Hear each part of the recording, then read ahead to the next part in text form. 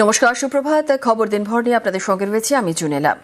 মঙ্গলবার সুপ্রিম কোর্টে বাংলার এসআইআর মামলার শুনানি। এদিন একাধিক নজিরবিহীন নির্দেশ দিয়েছে দেশের শীর্ষ আদালত, আর যার মধ্যে অন্যতম ট্রাইব্যুনাল তৈরি করা। গত 24শে ফেব্রুয়ারি সুপ্রিম কোর্ট বলেছিল এসআইআর নিয়ে পশ্চিমবঙ্গের পরিস্থিতি নজিরবিহীন, তাই নজিরবিহীন পদক্ষেপ। এরপরই সুপ্রিম নির্দেশে বাংলায় এসআইআর এর কাজ খতিয়ে দেখছে বিচার বিভাগ, যা নজিরবিহীন নির্দেশ। মঙ্গলবার ফের এসআইআর শুনানি, এদিনও একগুচ্ছ নজিরবিহীন নির্দেশ, ফের সুপ্রিম হস্তক্ষেপ। এদিন শুনানিতে সুপ্রিম কোর্টের প্রধান বিচারপতির বেঞ্চে রাজ্যের আইনজীবী মেনকা গুরুস্বামী জানান, বিচারাধীন তালিকার মধ্যে 47 লক্ষ এমন রয়েছেন যারা 2002 সালে তালিকায় ছিলেন। প্রধান বিচারপতি সূর্যকান্ত তখন বলেন, সেই কারণেই এখন এসআইআর হচ্ছে। মেনকা গুরুস্বামী বলেন, দয়া করে ম্যাপ ভোটারদের বিপাকে পড়তে দেবেন না। বিচারপতি জয়মাল্য বাগচি তখন জানান, আমরা সেটা করতে চাই না, তাই এতটা এগিয়ে নির্দেশ দিয়েছি। এরপর প্রধান বিচারপতির বেঞ্চ নির্দেশ দেয়, অবসরপ্রাপ্ত প্রধান বিচারপতিদের নিয়ে ট্রাইব্যুনাল গঠন করবেন কলকাতা হাইকোর্টের প্রধান বিচারপতি। সেখানে অন্য রাজ্যের বিচারপতিরাও থাকতে পারেন। এই ট্রাইব্যুনালে আবেদন জানাতে পারবেন নাম বাদ যাওয়ারা। ট্রাইব্যুনালের সিদ্ধান্তই মানতে হবে নির্বাচন কমিশনকে। অ্যাপিলেট ট্রাইব্যুনাল তৈরি করা, যাতে অ্যাপিলগুলো সব ডিসাইড হয়। এই যে সিইও বলছিল, ইলেকশন কমিশন বলছিল ওরা নিজেরাই ডিসাইড করবে অ্যাপিলগুলো, সেটা ইলেকশন কমিশনের হাতে থাকছে না। ইলেকশন কমিশনের যে ক্ষমতা ছিল সেই ক্ষমতাটা চূর্ণ হলো। এদিন রাজ্যের আইনজীবী কল্যাণ বন্দ্যোপাধ্যায় শীর্ষ আদালতে আবেদন জানান, বলেন আবেদন খতিয়ে দেখার এখতিয়ার যেন সিইওর না থাকে। এ নিয়েও এদিন কড়া নির্দেশ দিয়েছে সুপ্রিম কোর্ট। প্রধান বিচারপতির বেঞ্চ জানিয়ে দিয়েছে, কলকাতা হাইকোর্টের প্রধান বিচারপতির অনুমোদন ছাড়া নির্বাচন কমিশন এসআইআর সংক্রান্ত কোনো নির্দেশ দিতে পারবে না। আজকে the honourable chief justice of Calcutta high court উনি একটা ওনার রিপোর্ট পাঠিয়েছেন। সেই রিপোর্টে ইলেকশন কমিশন কোথাও কোথাও ইন্টারফেয়ার করছে, তার জন্য বলে দিয়েছে 1 নম্বর, ইলেকশন কমিশন এভাবে অর্ডার পাস করতে পারে না two interfere with the adjudication. এদিন সুপ্রিম কোর্ট জানিয়ে দিয়েছে, পশ্চিমবঙ্গে চলা এসআইআর কলকাতা হাইকোর্টের নির্দেশই চূড়ান্ত। হাইকোর্টের নির্দেশ মানতে হবে নির্বাচন কমিশনকে।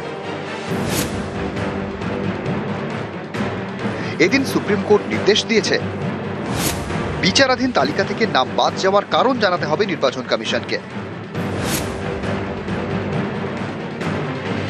প্রথম ভোটার তালিকা অনুযায়ী 60 লক্ষের বেশি নাম বিচারাধীন। সুপ্রিম কোর্টের প্রধান বিচারপতি এদিন জানান, কলকাতা হাইকোর্টের প্রধান বিচারপতি তাকে জানিয়েছেন, বিচারাধীন তালিকায় থাকা 10,16,000-এর নিষ্পত্তি হয়ে গিয়েছে। কল্যাণ বন্দ্যোপাধ্যায় আবেদনে জানান, সাপ্লিমেন্টারি তালিকা যেন প্রকাশ করা হয়। বিচারপতি জয়মাল্য বাগচি বলেন, যেরকম নাম নিষ্পত্তি হবে সেরকম তালিকা প্রকাশ হবে। তখন কমিশনের আইনজীবী জানান, এক্ষেত্রে অনেক মিস ইনফরমেশন আছে। এরপর সুপ্রিম কোর্টের পর্যবেক্ষণ, ভোটের আগের দিন নিষ্পত্তি হলেও তিনি ভোট দিতে পারবেন। 10,16,000 কেস ডিসাইড হয়ে গেছে, ডিসপোজড হয়ে গেছে, তার কোনো সাপ্লিমেন্টারি লিস্ট আসেনি। এর আগের দিনে অর্ডার ছিল কনস্ট্যান্টলি সাপ্লিমেন্টারি লিস্ট পাবলিশ করবে, তাই জন্য আমার সাবমিশনে ছিল, দুটোই আমার সাবমিশন ছিল। 10 লাখ যদি হয় তাহলে সাপ্লিমেন্টারি লিস্ট পাবলিশ করেনি, কারণ সেটাও ইলেকশন কমিশনকে জিজ্ঞেস করেছে, তারও উত্তর কিছু দিতে পারেনি। তাই জন্য কোর্ট বলেছে ইমিডিয়েটলি আমাদের বলেছে to approach the high court, look into the matter and pass his direction, and that directions will be followed by the election commission. News 18 Bangla. Supreme কোর্টে একের পর এক নজিরবিহীন নির্দেশ, জানিয়ে ভোটের বাংলায় হাওয়া গরম। কমিশনের এখতিয়ারেও সুপ্রিম কোর্ট তার একটা লক্ষণ রেখার মতো টেনে দিয়েছেন যে হাইকোর্টের প্রধান বিচারপতির অনুমোদন ছাড়া ওই হঠাৎ হোয়াটসঅ্যাপে, মুখে, ফোনে ফতোয়া, নির্দেশ এসব আর চলবে না। ভোটের আগের দিন পর্যন্ত এই অ্যাডজুডিকেশন চলবে। ফলে এটা পুরো নির্বাচন কমিশনের কাছে একটা বড় ধাক্কা, এবং মমতা বন্দ্যোপাধ্যায় মানুষের অধিকার রক্ষার স্বার্থে যেটা করেছেন, যে পয়েন্ট তুলে ধরেছেন, সুপ্রিম কোর্ট আজ আবার তাতে মান্যতা দিয়ে নির্বাচন কমিশনের এই পক্ষপাত দুষ্ট কাজকে আরো ধাক্কা দিলেন। বিজেপির প্রত্যেকটা ফর্ম 7 এর জন্য তাদের শুনানি করতে হবে, জমা নিতে হবে। পুলিশ যা বাজেয়াপ্ত করেছে আর যেভাবে বিজেপির BLA-2 এর নাম ব্যবহার করে তৃণমূল কংগ্রেস কিছু মানুষকে হয়রানি করে সমাজে আক্রোশ তৈরি করবার জন্য ফলস স্টেটমেন্ট তাদের BLO-দের দিয়ে সিস্টেমে আপলোড করিয়েছে, এর ফয়সালা না হওয়া পর্যন্ত পশ্চিমবঙ্গে নির্বাচন হবে না। হঠাৎ যদি বলে দেন জ্ঞানেশ কুমার এখন নির্বাচন হবে পরেটা আমরা পরে দেখবো, ওসব হবে না। পশ্চিমবঙ্গের SIR নিয়ে একের পর এক নজিরবিহীন নির্দেশ। মঙ্গলবার সুপ্রিম কোর্ট নির্দেশ দিয়েছে ট্রাইব্যুনাল তৈরি করতে বিচারাধীন তালিকা থেকে যাদের নাম বাদ যাবে তারা আবেদন জানাতে পারবেন ট্রাইব্যুনালে। কলকাতা হাইকোর্টের প্রধান বিচারপতির অনুমোদন ছাড়া নির্বাচন কমিশন SIR সংক্রান্ত কোনো নির্দেশ দিতে পারবে না। পশ্চিমবঙ্গে চলা SIR-এ কলকাতা হাইকোর্টের নির্দেশে চূড়ান্ত। ভোটের আগের দিন নাম উঠলেও ভোট দেওয়া যাবে। কমিশনের এখতিয়ারেও সুপ্রিম কোর্ট তার একটা লক্ষণ রেখার মতো টেনে দিয়েছেন, ফলে এটা পুরো নির্বাচন কমিশনের কাছে একটা বড় ধাক্কা। এবং মমতা বন্দ্যোপাধ্যায় যে যে পয়েন্ট তুলে ধরেছেন, সুপ্রিম কোর্ট আজ আবার তাতে মান্যতা দিয়ে নির্বাচন কমিশনের এই পক্ষপাত দুষ্ট কাজকে আরো ধাক্কা দিলেন। ট্রাইব্যুনাল হতে পারে। মহামান্য সুপ্রিম কোর্ট বুঝতে পারছেন নির্বাচন কমিশন রাজনৈতিক উদ্দেশ্য প্রণোদিতভাবে বিজেপির শাখা সংগঠনে পরিণত হয়েছে। বিজেপির প্রত্যেকটা ফর্ম 7 এর জন্য তাদের শুনানি করতে হবে, জমা নিতে হবে। পুলিশ যা বাজেয়াপ্ত করেছে আর যেভাবে বিজেপির BLA-2 এর নাম ব্যবহার করে তৃণমূল কংগ্রেস কিছু মানুষকে হয়রানি করে সমাজে আক্রোশ তৈরি করবার জন্য ফলস স্টেটমেন্ট তাদের BLO-দের দিয়ে সিস্টেমে আপলোড করিয়েছে, এর ফয়সালা না হওয়া পর্যন্ত পশ্চিমবঙ্গে নির্বাচন হবে না। হঠাৎ যদি বলে দেন জ্ঞানেশ কুমার এখন নির্বাচন হবে পরেটা আমরা পরে দেখবো, ওসব হবে না। সুপ্রিম কোর্টের একের পর এক নজিরবিহীন নির্দেশ। এতে কমিশনের ভূমিকা নিয়ে বিজেপি কি দোটানায়? সন্তুষ্ট অসন্তুষ্ট প্রশ্নই ওঠে না। এখনো পর্যন্ত বিডিও অফিস দেখা হয়নি, যে বিডিও অফিসে আগুন লাগানো হয়েছিল। তৃণমূলের দ্বারা প্রি পোল, পোস্ট পোল আর ডিউরিং পোল এই 3 ধরনের ভায়োলেন্স বন্ধ করা দরকার। এটা জ্ঞানেশ কুমার এবং বাকি সংশ্লিষ্ট দপ্তর এটা নিশ্চিত করতে হবে। কোনো বক্তব্য, কোনো বিজ্ঞপ্তি ততক্ষণ বিশ্বাসযোগ্য নয় যতক্ষণ না এটা হচ্ছে। যান, দেখুন, লোক পাঠান, নিজে যদি না যেতে পারেন লোক পাঠান, টিম পাঠান, দেখুন, বা আপনারা রিপোর্ট নিন। নিউজ 18 বাংলা। NRC তালিকা থেকে নাম বাদ পড়লে আবেদন করা যায় ট্রাইব্যুনালে, এমন ফরেনার্স ট্রাইব্যুনাল চালু রয়েছে অসমে। আর এবার পশ্চিমবঙ্গেও SIR-এ বাদ যাওয়ার নাম যাচাইয়ের জন্য ট্রাইব্যুনাল। যারা নাগরিকত্ব দেবে বলে চিৎকার করে তারা নাগরিকত্ব কেড়ে নেওয়ার ব্যবস্থা করেন। সবটাই আমি জানি। এই SR-এর নামে একটা NRC করার প্রক্রিয়া চালাচ্ছিল, কিন্তু অপোজিশন স্টেটগুলো হচ্ছে ওদের টার্গেট, তার মধ্যে বাংলা অন্যতম টার্গেট।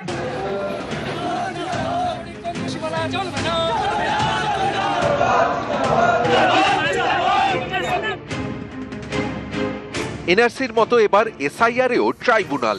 পশ্চিমবঙ্গে চলা SIR-এর জন্য মঙ্গলবার ট্রাইব্যুনাল গঠনের নির্দেশ দিয়েছে সুপ্রিম কোর্ট।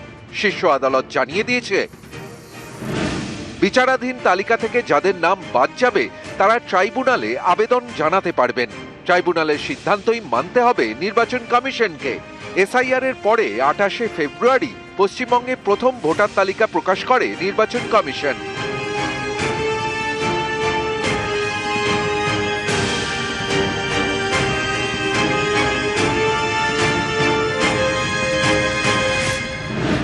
এই ভোটার তালিকা এবং আগে প্রকাশিত খসড়া তালিকা মিলিয়ে নাম বাদ গিয়েছে 63,66,952 জন ভোটারের। বিচারাধীনের তালিকায় নাম 60,06,675। এখানেই অনেকের প্রশ্ন, শেষমেশ ভোটার তালিকায় নাম বাদ পড়লে কি ভারতের নাগরিকত্ব হারাতে হবে? কারণ ভোট দিতে হলে ভারতের নাগরিক হতেই হবে। তাহলে ভোটার লিস্টে কোনো কারণে নাম না উঠলে কি নাগরিকত্ব খোয়া যাবে? এই আশঙ্কাতেই কার্যত শিলমোহর দিল সুপ্রিম কোর্ট। বিষয়টিকে যথেষ্ট গুরুত্ব দিয়ে তারা SIR-এও ট্রাইব্যুনাল তৈরির নির্দেশ দিল মঙ্গলবার। অসমে NRC সংক্রান্ত অভিযোগের নিষ্পত্তি করে ফরেনার্স ট্রাইব্যুনাল। NRCর চূড়ান্ত তালিকায় নাম না থাকলে ফরেনার্স ট্রাইব্যুনালে আবেদন জানানো যায়। এবার পশ্চিমবঙ্গে SIR-এর কারণে নাম বাদ পড়লে আবেদন জানানো যাবে ট্রাইব্যুনালে। যারা নাগরিকত্ব দেবে বলে চিৎকার করে তারা নাগরিকত্ব কেড়ে নেওয়ার ব্যবস্থা করেন। সবটাই আমি জানি।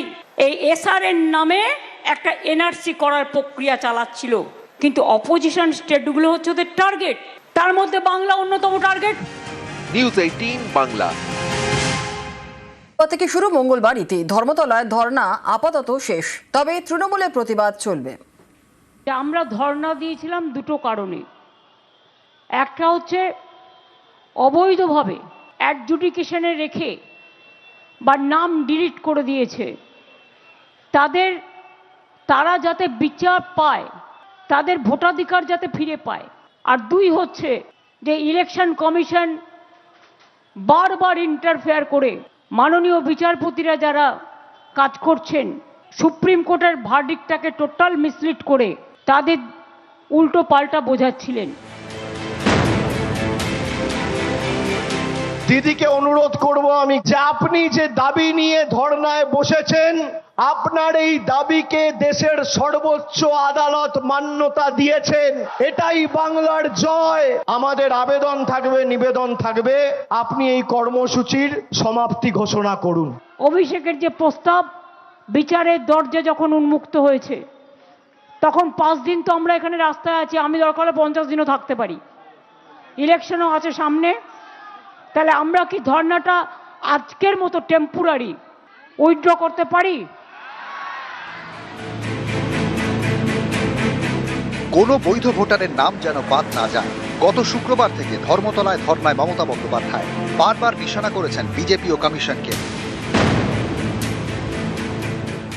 ওদের অনেক মিনিস্টার, এমএলএ, এমপিরা এসে বসে আছে বিভিন্ন জেলায়, বুথে বুথে ঘর ভাড়া করে, হোটেল ভাড়া করে।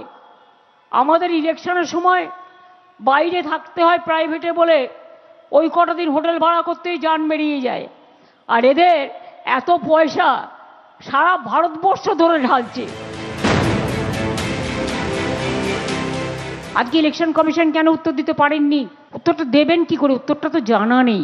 ওনার উত্তরটা তো বিজেপি তৈরি করে দেন। তা বিজেপি হয়তো তৈরি করে দিতে পারেনি। বিজেপি বলেছে নাম কাটো, ওই যে 1.5 কোটি ওনার টার্গেট, ভোটের আগেই ভোট করে দেবেন। তাই মঙ্গলবার এসআইআর শুনানিতে একগুচ্ছ নজিরবিহীন নির্দেশ দিয়েছে সুপ্রিম কোর্ট। যেমন ট্রাইব্যুনাল তৈরি করতে বলা হয়েছে। বিচারাধীন তালিকা থেকে যাদের নাম বাদ যাবে তারা আবেদন জানাতে পারবেন এই ট্রাইব্যুনালে। কলকাতা হাইকোর্টের প্রধান বিচারপতির অনুমোদন ছাড়া নির্বাচন কমিশন এসআইআর সংক্রান্ত কোনো নির্দেশ দিতে পারবে না। পশ্চিমবঙ্গে চলা এসআইআরে কলকাতা হাইকোর্টের নির্দেশই চূড়ান্ত। ভোটের আগের দিন নাম উঠলেও ভোট দেওয়া যাবে। ভোটার লিস্টে যাদের নাম গেছে বাদ, তারা ট্রিব্যুনালে গিয়ে সেটাকে ক্লিয়ার করতে পারবেন। এই যে জায়গাটা বন্ধ হয়ে গেছিল, এই রাস্তাটা আজকে সর্বোচ্চ আদালত খুলে দিয়েছেন। এটা মানুষের জয় বলে আমি মনে করি। আপনারা জানেন এটা নিয়ে আমার পিটিশন আছে। ওরা বলেছেন ইলেকশনের আগের দিন পর্যন্ত যদি কারো নাম বাদ দেওয়া থাকে, বাদ দিয়ে দেয়, যদি অবিচার হয়, তাহলে আমাদের কাছে আসবেন, আমরা অ্যাজ এ স্পেশাল কেস এটাকে ট্রিট করব। 15-16 তারিখে ইলেকশন ডিক্লেয়ার করে দিলেও এটা কিন্তু খেলা শেষ হবে না। খেলাটা সুপ্রিম কোর্টের হাতে রয়ে গেল। অর্থাৎ আমরা এখন ওয়াচ করব। গণতন্ত্রের জয়, মা মাটি মানুষের জয়, বাংলার বশ্যতা বিরোধী আন্দোলনের জয়, হার না মানার মানসিকতার জয়, মানুষের অধিকারের লড়াইয়ের জয়, মমতা ব্যানার্জির সংগ্রামের জয়। নিউজ 18 বাংলা।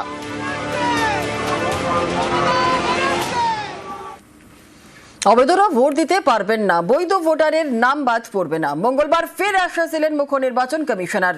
কলকাতায় জ্ঞানেশ কুমার যখন এই আশ্বাস দিচ্ছেন, তখন এ রাজ্যের নানান জায়গায় নাম বাদ, বিচারাধীন তালিকায় নাম ওঠা নিয়ে নানা অভিযোগ।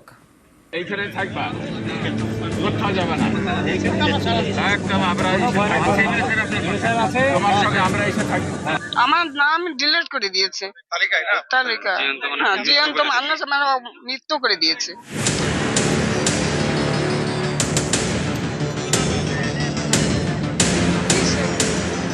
কোনো বৈধ ভোটারের নাম বাদ পড়বে না। কমিশন বারবার এই আশ্বাস দিচ্ছে, কিন্তু তাতে চিড়ে দিচ্ছে কই? এক এক জায়গায় এক এক রকম অভিযোগ। তারা মানুষের ভোটাধিকার ফিরিয়ে দেওয়ার মাত্র করে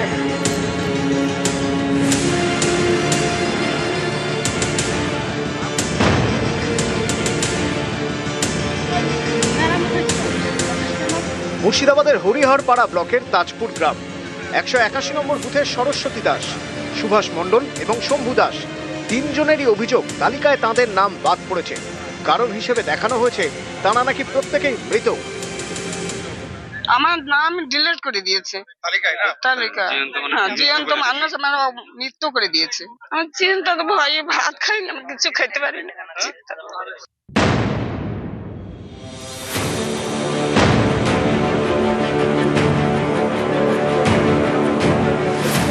উত্তর 24 পরগনার হাবড়া এখানকার বেরগুম গ্রামের বাসিন্দাদের দাবি তারা 50 বছরের বেশি সময় ধরে এখানে বসবাস করছেন, রয়েছে যাবতীয় নথি, তারপরেও নাম ওঠেনি ভোটার লিস্টে। কারো নাম বাদ, কারো নাম বিচারাধীন। এই অভিযোগে গোবরডাঙ্গার নককুল মোড় অবরোধ করে এদিন বিক্ষোভ দেখানো হয়। দীর্ঘ এখানে দলিল 50 বছরের আগের দলিল রয়েছে এবং পরবর্তীকালেও যারা 50 বছরের বা 70-72 সালের দলিল এবং এখানে পড়াশুনো করতেন, এখানে তারা বৃদ্ধ মানুষ 70-80 বছর বয়স, তাদেরও নাম কেটে দেওয়া হয়েছে এবং টোটালি বিচারাধীন রাখা হয়েছে। এর বিরুদ্ধে আমরা সোচ্চার।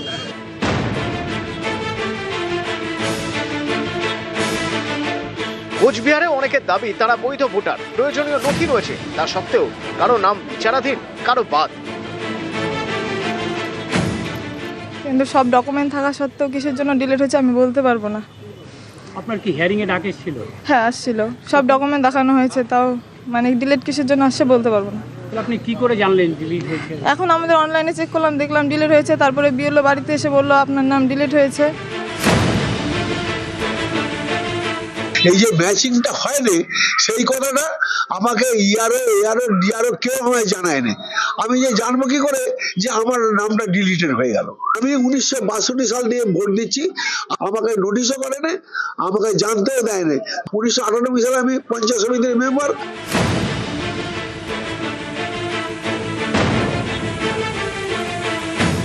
আমার বউয়ের নাম উঠেছে, মেয়ের নাম উঠেছে, কিন্তু আমার নাম উঠেনি কেন, কি কারণে জানাই নেই, কোনো চিঠিও আসেনি। খুব আতঙ্কের মধ্যে রয়েছে। হ্যাঁ, আমি আতঙ্কের মধ্যে। নিউজ 18 বাংলা।